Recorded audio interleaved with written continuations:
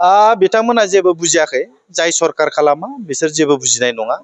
दिनै सरकारा खोब मोजाङै सोलिबाय थादों सरकारा दिनै फैयै फैयै 5 बोसोराव आगान होफैबाय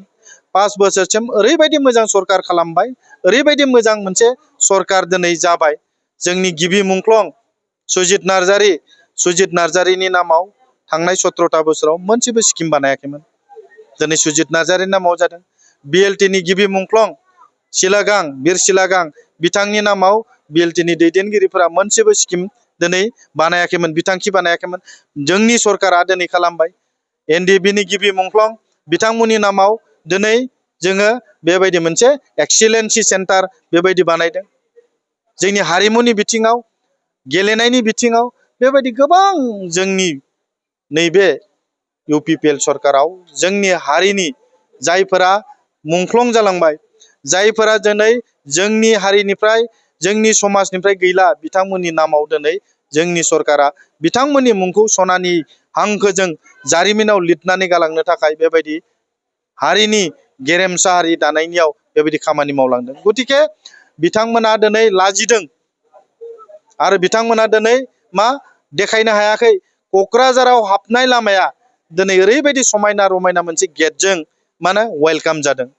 BTC आव हाबनाय लामाया दिनै ओरैबायदि समायना रमायना मोनसे गेटजों वेलकाम खालामदों दिनै बेबायदि अनेक परिबर्तन अनेक सोलायनाय BTR आव फैबाय गतिके गोबां मुंख्लंफोरखौ मान होनानै मुंख्लंनि न'खरफोरनो दिनै जोङो बेबायदि रां होदों गोबां BLT नि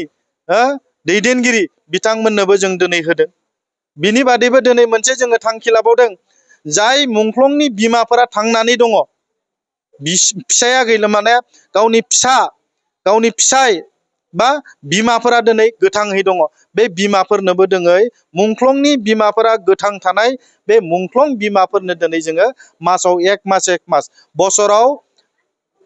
12,000 बेबायदि होनो थाखाय दिनै जोङो